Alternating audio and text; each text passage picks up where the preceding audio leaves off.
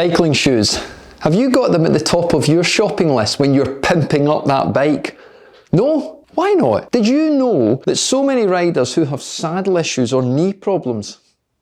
It's these guys that are causing the problem. In this video, I'll share a couple of little tips, easy to follow, that might just be the answer that will give you more power, better comfort, put a smile on your face. Oh yes, Dorothy, there's no place like home.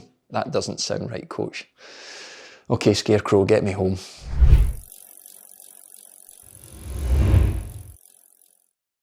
The world of shoes, it's like a fetish.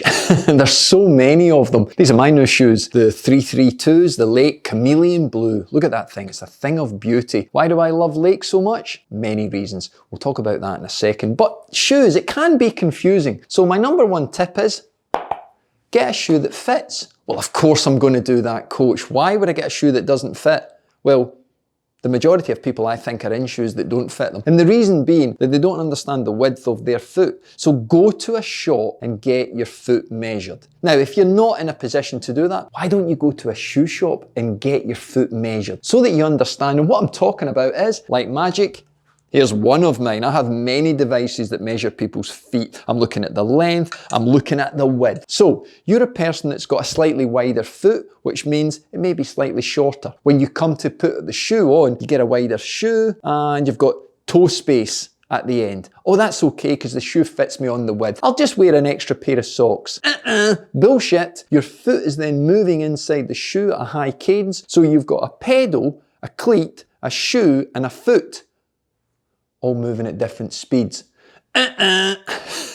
Lack of efficiency, lack of power, and it's not going to be very comfortable either. Okay, so get a shoe that fits. Now, there are online facilities. I will take questions from people and I will guide them if they can measure their foot, etc. And I'll push them towards a range of shoes that will fit them. You can go onto Lake's website. They have a fantastic table as well that you can use with your own dimensions and it will guide you towards particular shoes. Now, for me, I've got a left foot that's bigger than my right foot. That's crazy, but that involves cleat placement.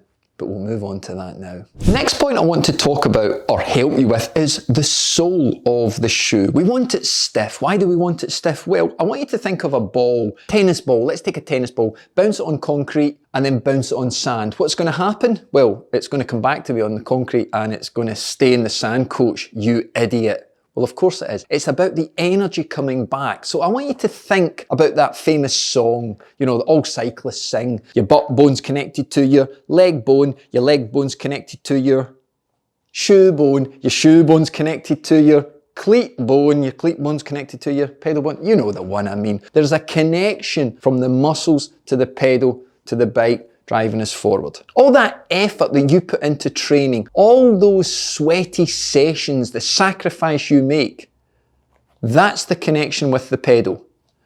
Okay?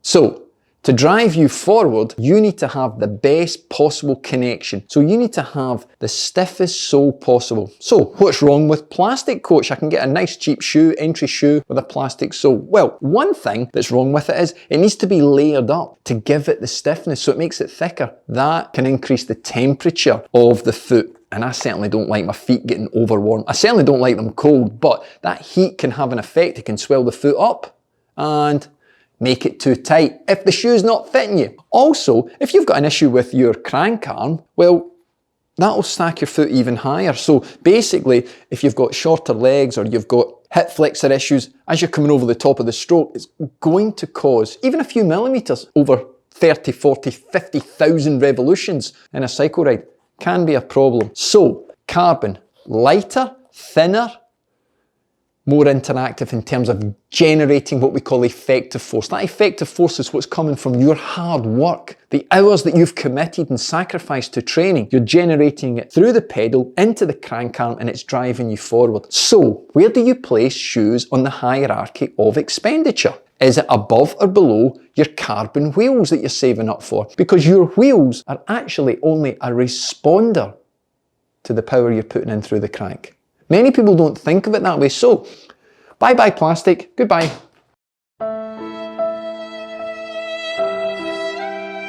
Physique, sorry about that. Hello Lake. Now there are lots of other brands out there that have carbon soles, but These bad boys are so good. So what you've got to understand is there is a minimum point on that continuum of money, okay? I'm not saying go out and buy the most expensive shoes in the world if you can't afford it, but what I'm saying is maybe save up a little bit more, because those shoes will last you a lifetime. But think about the forces that you're generating out of all that hard work that you've trained for. Don't waste it on a flimsy pair of shoes that have got a crap sole. It's not worth it. Okay, so shoes that fit and shoes that have got a carbon sole. We're getting there, yeah?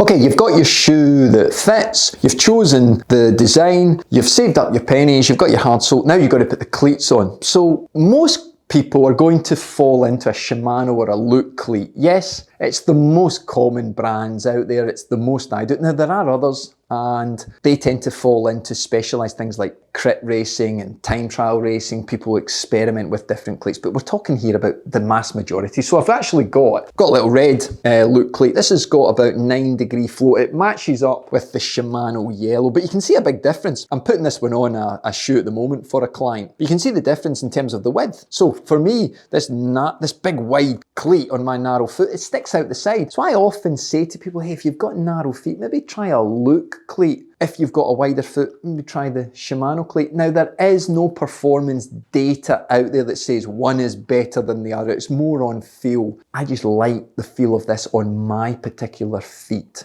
Okay, now when you're setting them up, what I would do is think of the foot. The foot itself as a lever is pretty crap, okay? It's pretty unstable. So that's why you've got a fitting shoe that fits, tick. You've got a shoe that's got a really hard sole, tick. So what you've done is you've basically encased it and made it stable. So when we start to pedal, I would bring the cleat as far back as possible to start with, because what you're doing therefore is you're setting it up with that stability through the pelvis so that the foot doesn't fall forward on its toe. If it does that, you can overwork the gastrocnemius, your calf muscle, and this can lead to loss of power, a little bit of cramping, etc. So experiment by bringing it back. Now here's a little drill that's really easy to do to set the rotation up.